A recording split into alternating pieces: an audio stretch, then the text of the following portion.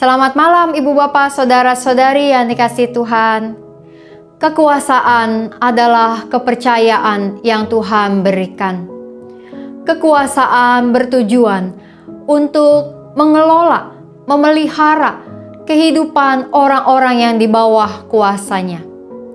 Namun sangat disayangkan bahwa ada orang-orang yang memiliki kekuasaan, menggunakan kekuasaan itu untuk menindas sesamanya, untuk memperlakukan sewenang-wenang orang-orang yang berada di bawah kekuasaannya.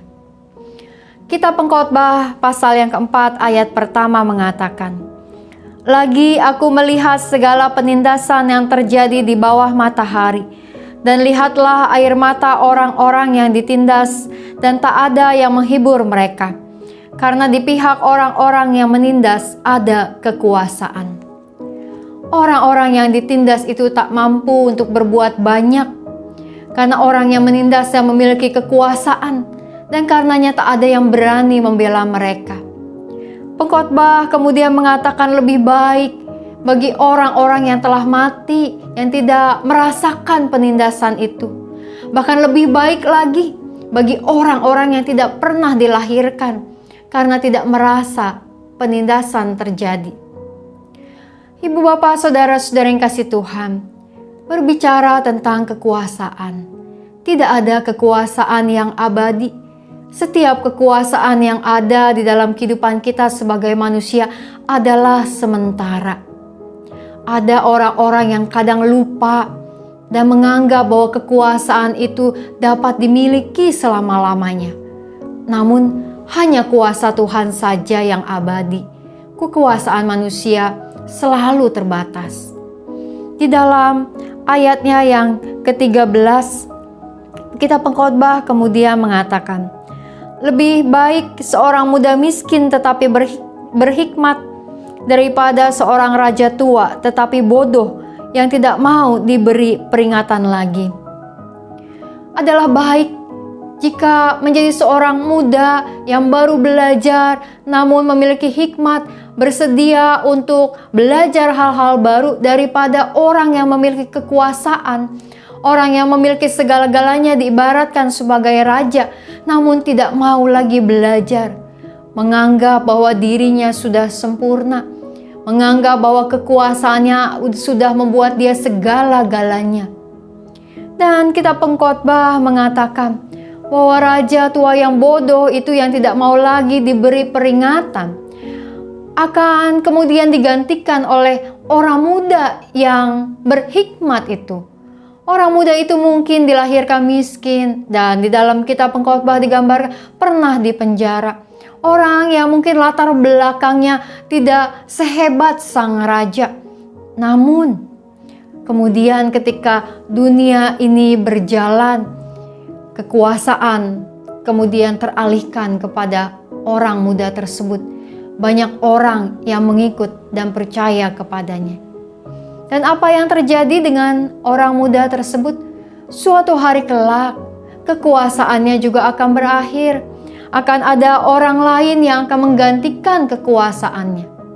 Dan demikianlah kekuasaan datang silih berganti di dalam kehidupan kita. Ketika kita dipercaya memiliki kekuasaan untuk memerintah atau mengatur sebuah situasi, sebuah kondisi. Ketika kita bahkan menjadi seorang kepala keluarga. Ketika kita menjadi seorang pemimpin di gereja. Ketika kita menjadi seorang pemimpin di dalam pemerintahan. Ketika Tuhan mempercayakan sebuah kekuasaan kepada kita. Mari mengingat, kekuasaan itu hanya sementara.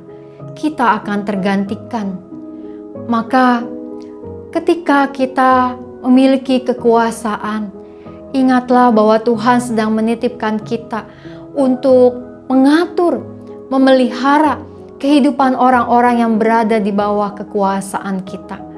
Bukan untuk memperlakukan mereka dengan sewenang-wenang sesuai dengan apa yang kita inginkan, namun untuk membuat agar kehidupan dapat tertata dengan baik dan semakin baik.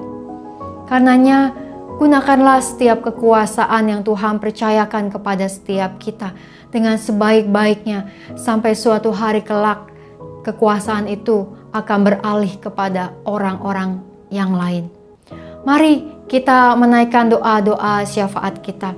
Yang pertama, mari kita berdoa untuk setiap penguasa negeri ini, untuk aparat pemerintah kita, di dalam pelayanan mereka, di dalam tugas dan tanggung jawab mereka, agar mereka berhikmat melakukannya. Kita berdoa.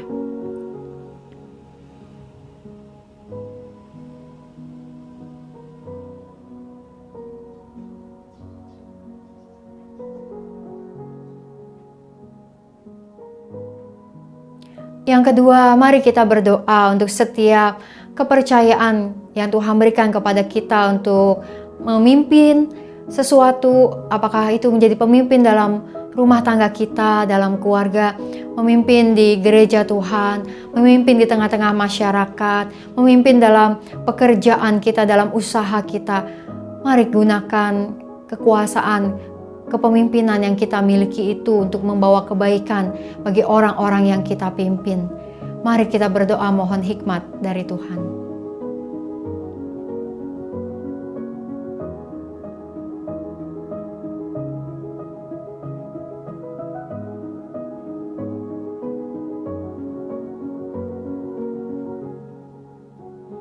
Yang ketiga, mari berdoa untuk penanganan COVID-19, kebijakan pemerintah, kesadaran masyarakat, dan pelayanan tim medis. Kita berdoa.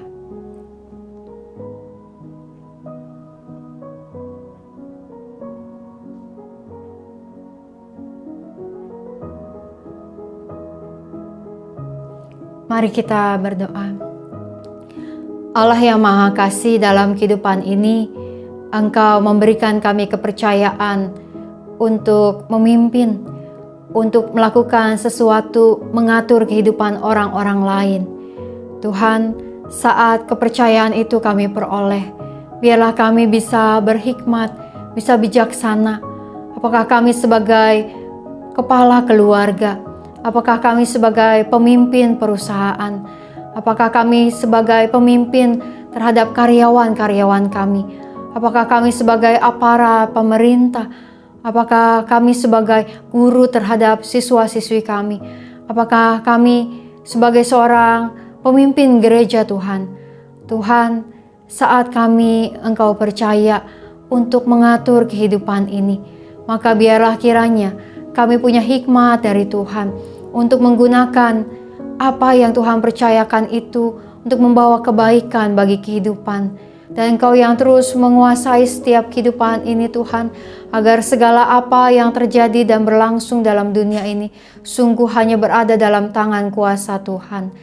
Tuhan, teruslah berserta kami di malam ini, bahkan dalam hari-hari kami ke depan.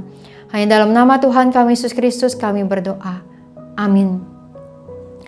Kiranya kita dapat berhikmat menggunakan kepercayaan yang Tuhan berikan ketika kita menjadi pemimpin atau penguasa atas sesuatu hal. Kita esok hari akan membahas mengenai kekayaan di mata kitab Pengkhotbah, dari Pengkhotbah pasal 5 ayat 7 sampai ayat yang ke-19. Ibu Bapak bisa membacanya terlebih dahulu. Selamat malam dan Tuhan memberkati.